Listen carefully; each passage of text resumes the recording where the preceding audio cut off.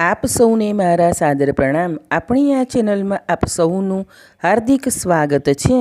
આ વિડીયોમાં જાણીશું કારતક અમાસે શું કરવું। તો આ દિવસે વ્રત કરવાથી પિતૃઓ સંતુષ્ટ થાય છે। આજે પિતૃઓ માટે પિંડદાન કરવું, તેથી પૂર્વજોના આશીર્વાદથી પરિવારમાં સુખ સમૃદ્ધિ બની રહે છે। અમાસના દિવસે પવિત્ર નદીમાં સ્નાન કરવું। જો નદીમાં સ્નાન નથી કરી શકતા તો ઘરના પાણીમાં ગંગાજળ ભેળવી સ્નાન કરવું જોઈએ, જેથી તીર્થયાત્રા કરવા જેવું પુણ્ય મળે છે। સવારે સ્નાન કર્યા બાદ તાંબાના વાસણથી સૂર્યદેવને જળ ચડાવવું અને ઓમ સૂર્યાય નમઃ બોલતા જોવું। આજે ગોળનું દાન કરવું।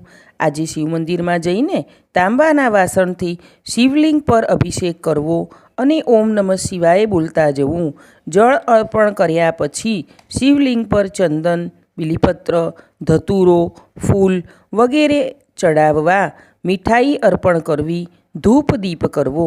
આજે હનુમાન ચાલીસા પણ કરવી, જેથી નકારાત્મકતા સામે રક્ષણ મેળવી શકાય। દરેક અમાસના દિવસે લક્ષ્મીજીની પૂજા ખાસ કરવી, કારણ કે અમાસના દિવસે સમુદ્ર મંથનમાંથી દેવી લક્ષ્મી પ્રગટ્યા હતા। આજે ભગવાન શિવના મસ્તક પર બિરાજમાન ચંદ્રની પૂજા પણ કરવી જોઈએ। આજે ખાસ પીપળે પાણી રેડવું અને પ્રદક્ષિણા કરવી।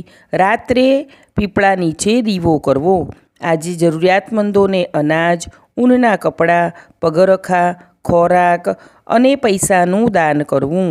ગાયોને ઘાસ ખવડાવવું, કીડિયારું પૂરવું તથા પશુ પક્ષીને દાણા ખવડાવવા।